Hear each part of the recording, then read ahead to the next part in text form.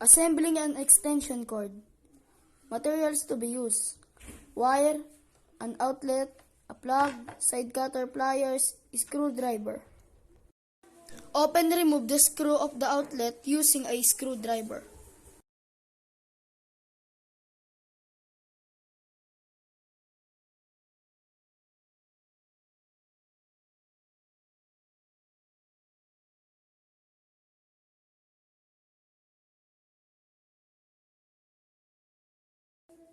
Loosen the screw connected in copper inside the outlet.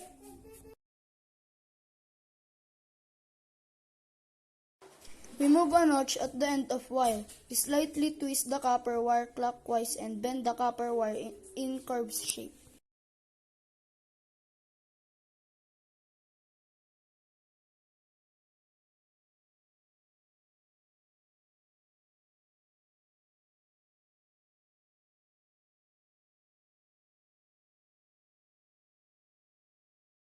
Place it in between the copper wire and the screw.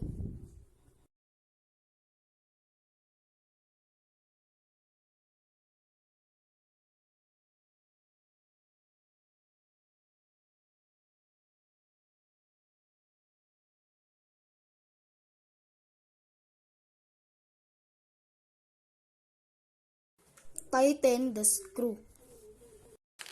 Do the same procedure on the other side.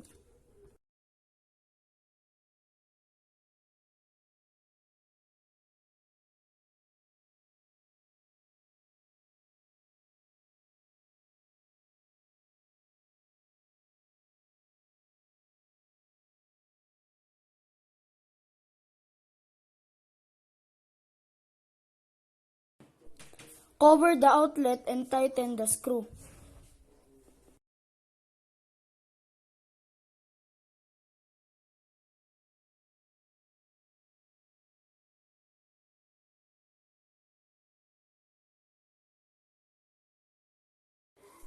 Loosen the screw connected to the prong.